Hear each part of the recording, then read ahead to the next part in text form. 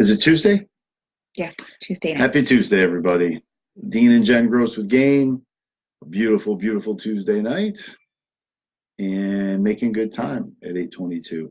Yes. Kids in bed, ready to start Ready school for tomorrow. School tomorrow. Yeah, big day today. So all is tomorrow. good. All is good. What's going on? What's going on, Randy, Heather?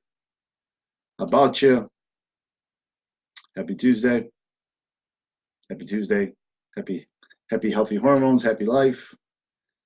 What's going on, Gary? So that's what we want to chat about.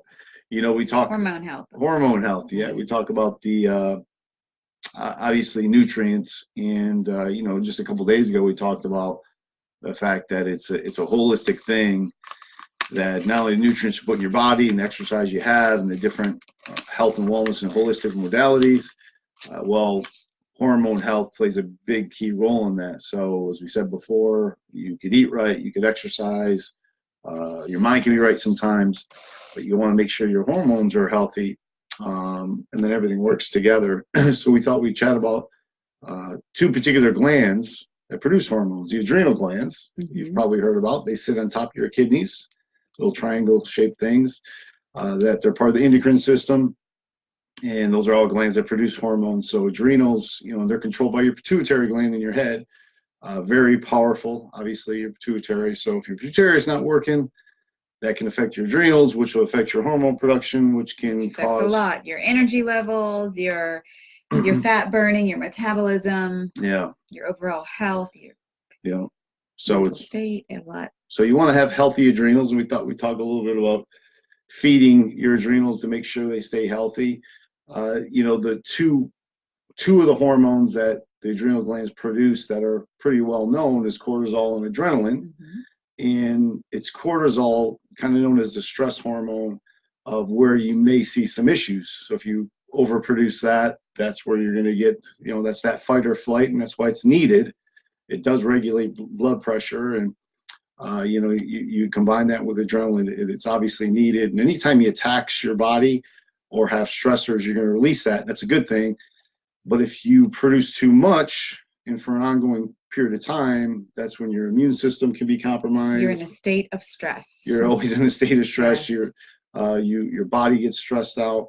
That's where you lack some energy, and a number of things can happen, like gaining weight, and like retaining body fat, especially in your stomach. So you don't want that. You want to use it just as it's supposed to be and not have an excess produced. And so the diet you choose can really, really help that.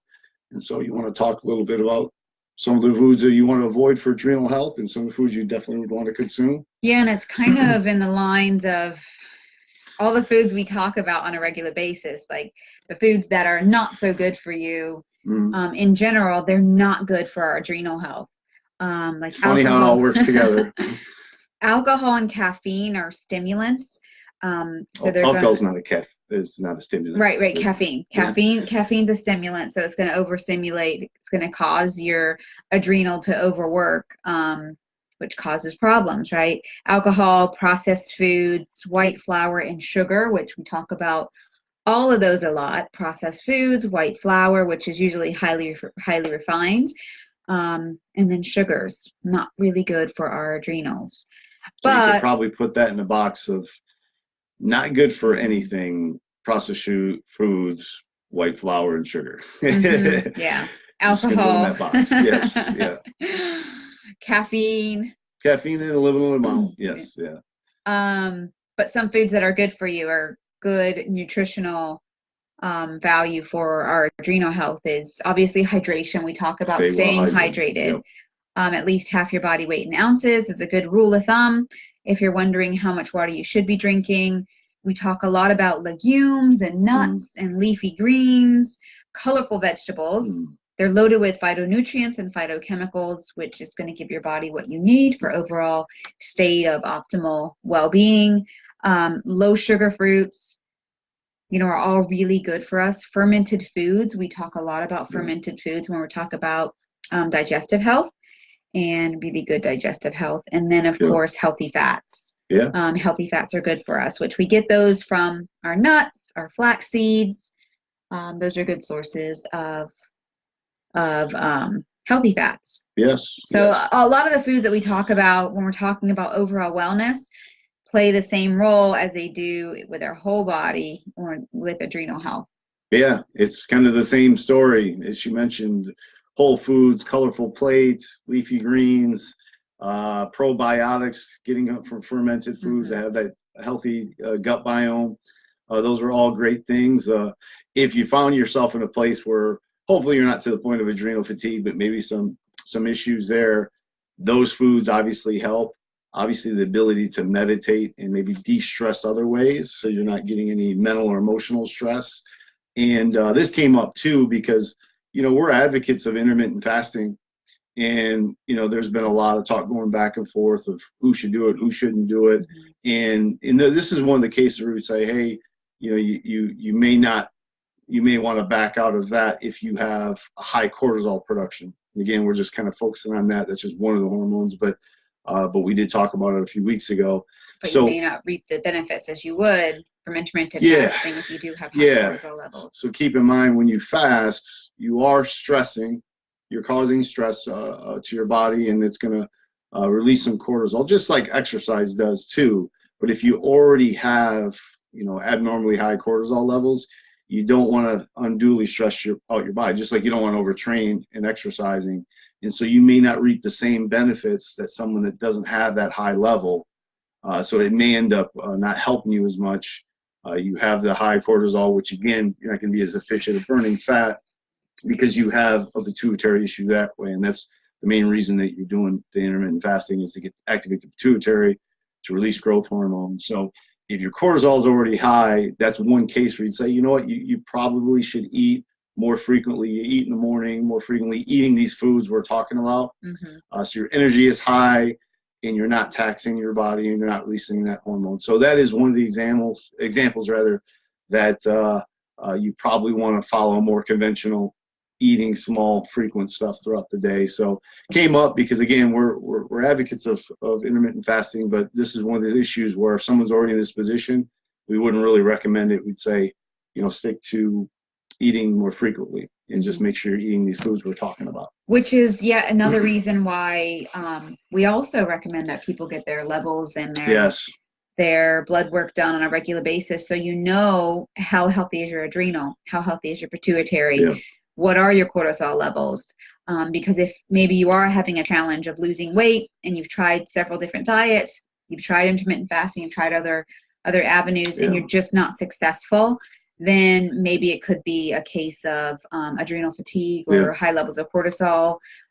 So it's definitely important to get checked, make sure you know how your body is functioning internally, especially if you can't really reach your health goals. Yeah, they're just, hormones are just powerful, and obviously the glands and your whole endocrine system makes it tick, and it's a powerful thing. So you want to check it.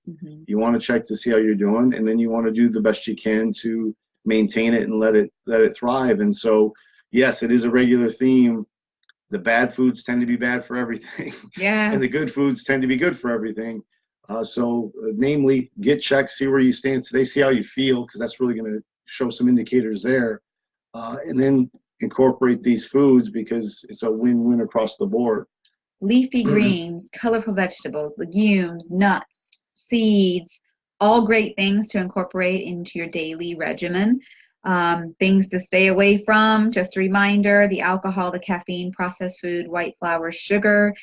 With anything, if we can minimize those and increase the good stuff, your body's going to be happy. It's going to be singing and dancing inside, as I tell the children. Yes.